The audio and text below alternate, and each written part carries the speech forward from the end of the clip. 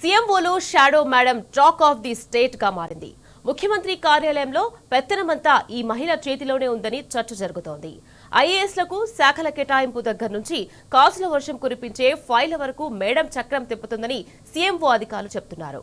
ఇదే అంశంపై media special video చేయడం, అది వైరల్ కావడం, తర్వాత కొన్ని క్షణాల్లోనే ఆ దృశ్యాలు మాయం కావడం చర్చనీయాంశంగా మారింది.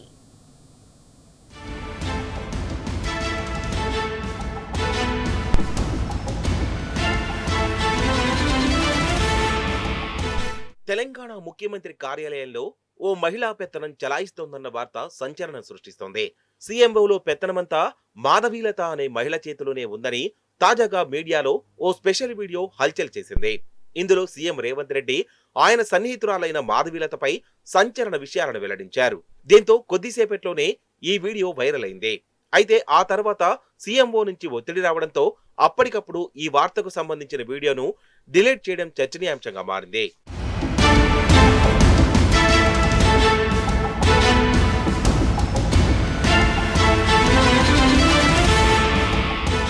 సీఎం రేవంత్ రెడ్డికి సన్నిహితురాలైన మాధవీలత ఐఏఎస్ అధికారులకే శాఖలు కేటాయించే స్థాయికి ఎదిగిందని సీఎంఓలో చర్చ జరుగుతోంది.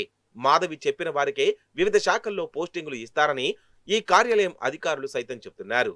ఆమె చెప్పినట్లే రూల్స్, వీఐపీ ప్రోటోకాల్స్, పోస్టింగులు బదిలీలవుతున్నాయని తెలిపారు.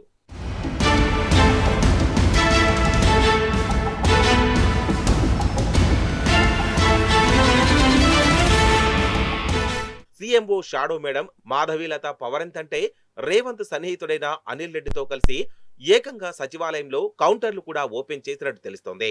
కనక వర్షం కురిపించే ఫైళ్లను టార్గెట్ చేసి మరీ ఆమె వసూళ్లకు తెగబడుతోందని టాక్. మాధవీలతకు ఎలాంటి పదవి లేకపోయినా దేవాలయాల్లో వీఐపీ ట్రీట్మెంట్ ఇస్తోంది ప్రభుత్వం.